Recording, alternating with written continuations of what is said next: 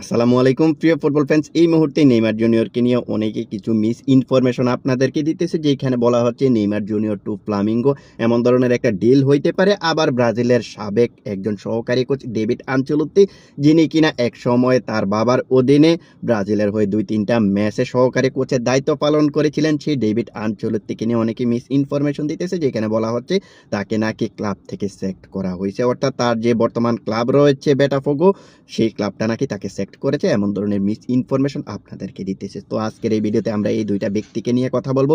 Neymar জুনিয়রের সর্বশেষ আপডেটটা কি, নেইমার জুনিয়র কোন ক্লাবে যাইতে পারে সে সম্পূর্ণ বিষয়টা, এবং ডেভিড আনচেলোত্তির বিষয়টা নিয়ে কথা বলার ট্রাই করব। প্রথমত আমরা আসি নেইমার জুনিয়রের দিকে। দেখুন, নেইমার জুনিয়রকে নিয়ে যে তথ্যগুলো আপনাদেরকে দিতেছে, এই তথ্যগুলো কতটুকু অথেন্টিক সেটা আমি জানি না।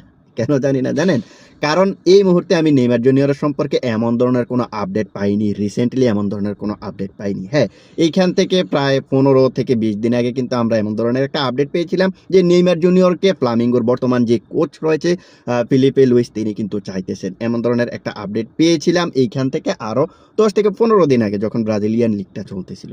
বাট রিসেন্টলি এমন ধরনের কোনো আপডেট পাইনি যে নেইমার জুনিয়র ফ্লামিঙ্গোর সঙ্গে চুক্তি করতে চলেছে, এমন ধরনের কোনো তথ্য পাইনি। যারা এমন ধরনের নিউজ দিতেছে তারা আসলে কোথায় পেয়েছে সেটা তারাই জানে। আসলে তারা কি বিভিন্ন ওই যে সোশ্যাল মিডিয়া আছে ওইগুলা থেকে ফেক যে ইনফরমেশনগুলো আছে ওইগুলা দেখে দেখে কি ভিডিও বানায়, নাকি আসলে তারা ওই ওয়েবসাইটগুলো খোঁজে, যে ওয়েবসাইটগুলো অথেন্টিক, যেখানে এমন ধরনের তথ্যগুলো বলা হয়েছে এমন ধরনের অথেন্টিক সোর্স কি খোঁজে? আমার কাছে তো মনে হয় না। যদি খুঁজতো তাহলে এমন ধরনের ভুলভাল ইনফরমেশন আমার কাছে মনে হয় যে দিতে পারতো না, আমার কাছে মনে হয় না।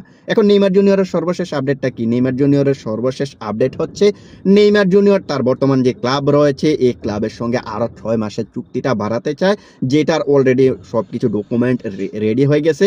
আর এই যে সোর্সটা, সেই সোর্সটা কিন্তু আপনাদেরকে মেনশন করে দিতেছি। এই সোর্সটা হচ্ছে ইএসপিএন ব্রাজিল। ইএসপিএন ব্রাজিলে আপনারা ঢুকে যদি নিউজগুলো ঘাটাঘাটি করেন তাহলে কিন্তু পেয়ে যাবেন। আর নেইমার জুনিয়রের বর্তমান যে এজেন্ট রয়েছে সেই এজেন্ট হচ্ছে তার বাবা। তার বাবা কিন্তু অলরেডি এগ্রি হয়ে গেছে সান্তোসের সঙ্গে আরও 6 মাসের চুক্তি করার জন্য, যেটা নেইমার জুনিয়রের সম্মতি রয়েছে।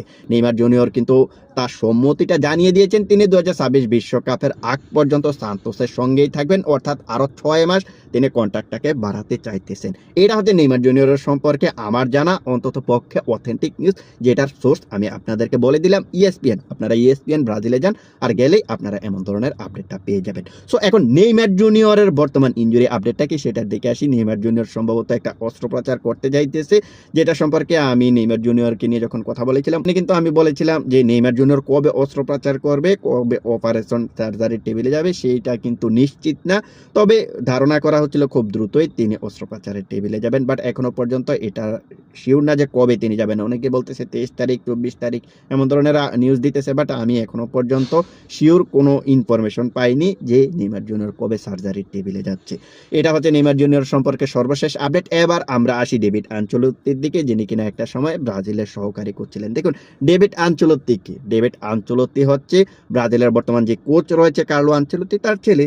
তার অধীনেই কিন্তু তিনি Real Madrid, Bayern Munich, Everton অনেক টিমগুলোতে সহকারী কোচের দায়িত্ব পালন করেছেন তার বাবার অধীনে।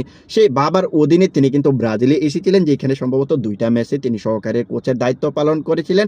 পরবর্তীতে তিনি ব্রাজিলিয়ান ক্লাব বোটাফোগো থেকে একটা অফার পেয়েছিলেন, আর ওই অফারটাও তিনি লুপে নিয়েছেন, যেখানে তার বাবা এবং সিবিএফ এর যে কর্মকর্তারা রয়েছে তাদের পরামর্শেই তিনি বোটাফোগোতে যোগ দিয়েছিলেন। পরবর্তীতে তিনি যখন বোটাফোগোর দায়িত্বটা নিয়েছিলেন, ওই দায়িত্ব নেওয়ার পরে এখনো পর্যন্ত তিনি বোটাফোগোর হয়ে টোটালি 33টা ম্যাচ খেলেছেন। ওই 33টা ম্যাচে তিনি 15টা জয় এনে দিয়েছেন, 10টা ড্র এনে দিয়েছেন এবং 8টা ম্যাচ হেরেছেন। তার উইনিং পার্সেন্টেজটা হচ্ছে 45%। সো আমারই ভালো কিছু তেমন কিছু করতে পারে নাই, সেটা আপনারা মোটামুটি দেখতে পারতেছেন।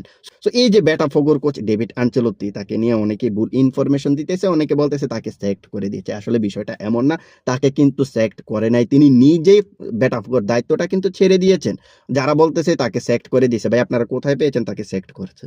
তাকে সেক্ট করে নাই, তিনি নিজেই কিন্তু দায়িত্বটা ছেড়ে দিয়েছেন। আপনি ব্রাজিলিয়ান ওয়েবসাইটগুলোতে যান ফুটবল রিলেটেড, আপনি গ্লোবো স্পোর্টসে যান, ইএসপিএনে যান, আপনি দেখতে পারবেন তিনি নিজে দায়িত্বটা ছেড়ে দিয়েছেন। এখন তিনি কেন চাকরিটা ছেড়ে দিয়েছেন? তিনি চাকরিটা ছেড়ে দিয়েছেন এটার রিজনটা হচ্ছে তার যে ফিজিক্যাল ট্রেনার ছিল লুকা গুয়েরো, তাকে কিন্তু সেক্ট করে দিয়েছে বোটাফোগো।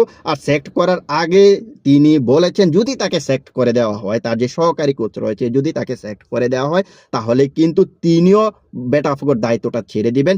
যদি তাকে রাখতে চায় তাহলে অবশ্যই ওই যে তার ফিজিক্যাল ট্রেনার, তার যে ফিজিক্যাল কোচ রয়েছে সেই ফিজিক্যাল কোচটাকে কিন্তু তার যে সহকারীটা রয়েছে তাকে কিন্তু রাখতে হবে। বাট এই জায়গায় বেটাফোগো কিন্তু সেটা মানে নাই।